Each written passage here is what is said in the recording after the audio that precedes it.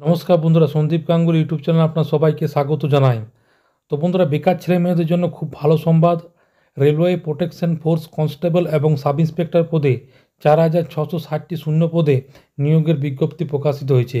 তো বন্ধুরা, আজকে সেই নিয়ে সব কিছু বিস্তারিত জানাবো।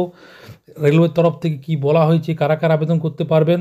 তো বন্ধুরা, সেই জন্য ভিডিওটি প্রথম থেকে শেষ পর্যন্ত অবশ্যই দেখবেন। আর যদি বন্ধুরা চ্যানেলটি নতুন হয়ে থাকেন তো বন্ধুরা চ্যানেলটি অবশ্যই সাবস্ক্রাইব করবেন যাবতীয় কিন্তু লেটেস্ট নিউজ হওয়ার জন্য।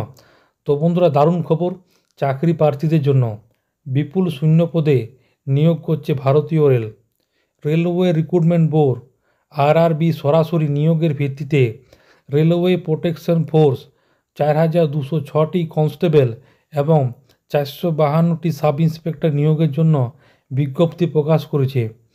আরপিএফ কনস্টেবল বিজ্ঞপ্তি 2024 এবং আরপিএফ সাব ইন্সপেক্টর এসআই বিজ্ঞপ্তি 26শে ফেব্রুয়ারি 2024 কিন্তু প্রকাশ করেছে। তো যোগ্য প্রার্থীরা আরআরবি ওয়েবসাইট থেকে রেলওয়ে সুরক্ষা বাহিনী এবং রেলওয়ে সুরক্ষা বিশেষ বাহিনীর জন্য অনলাইন আবেদন করতে পারবেন। পদগুলিতে নিয়োগের জন্য আবেদন প্রক্রিয়া আগামী 15 এপ্রিল থেকে শুরু হচ্ছে। আগ্রহী এবং যোগ্য প্রার্থীরা 14 মে পর্যন্ত অফিসিয়াল ওয়েবসাইটে গিয়ে অনলাইনে আবেদন করতে পারবেন। পদ, যোগ্যতা এবং আবেদন প্রক্রিয়া সম্পর্কে সম্পূর্ণ তথ্যের জন্য প্রার্থীদের অবশ্যই অফিসিয়াল ওয়েবসাইটে ভিজিট করতে হবে। অফিসিয়াল ওয়েবসাইটের লিঙ্ক ডেসক্রিপশন বক্সে পেয়ে যাবেন। তো রেলওয়ে পুলিশ কনস্টেবল এবং সাব ইন্সপেক্টর পদে নিয়োগের জন্য একটি বিজ্ঞপ্তি প্রকাশ করেছে। এই নিয়োগের প্রক্রিয়ার মাধ্যমে 4,660টি শূন্য পদে নিয়োগ করা হবে।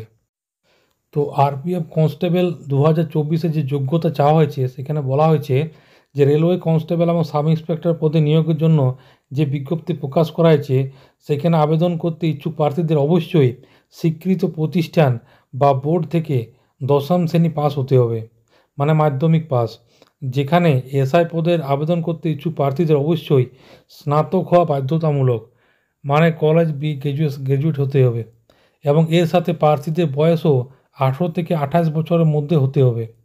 তো সরকারি যে নিয়ম অনুসারে যে আছে এসসি এসটি ওবিসি, সেই ভিত্তিতে কিন্তু বয়সে ছাড় দেওয়া হবে।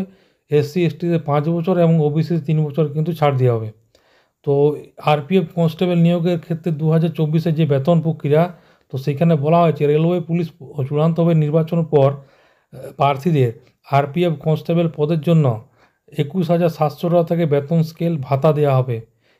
এটি সিপিসি পে মেট্রিক চাকরি, যেখানে আরপিএফ সাব ইন্সপেক্টর পদে তাদের বেতন ভাতা হবে 35,400 টাকা থেকে। এটি একটি লেভেল 6 পে মেট্রিক্স চাকরি। তো নির্বাচনের পদ্ধতি যেটা বলা হয়েছে যে আরপিএফ কনস্টেবল এবং সাব ইন্সপেক্টর নিয়োগ 2024-এ নির্বাচন প্রক্রিয়া প্রথম পর্যায়ে যেটি হবে সেটা হচ্ছে কম্পিউটার ভিত্তিক পরীক্ষা, মানে সিবিটি কম্পিউটার ভিত্তিক কিন্তু পরীক্ষা হবে ফার্স্ট পর্যায়ে। সেকেন্ড পর্যায়ে হবে কিন্তু শারীরিক দক্ষতা পরীক্ষা, তারপরে এবং শারীরিক পরীক্ষা মানে পরিমাপ পরীক্ষা, মানে পিএমটি, এটা পিইটি।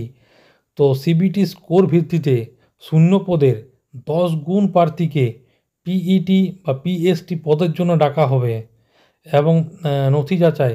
তো এরপরে কিন্তু নথি যাচাই হবে, আপনার ডকুমেন্টস ভেরিফিকেশান। তারপরে কিন্তু 4 নম্বর পর্যায়ে যেটা আছে সেটা কিন্তু হচ্ছে মেডিকেল পরীক্ষা, যেটা আপনাদের রেলওয়ে বোর্ড থেকে কিন্তু মেডিকেল পরীক্ষা কিন্তু করানো হবে।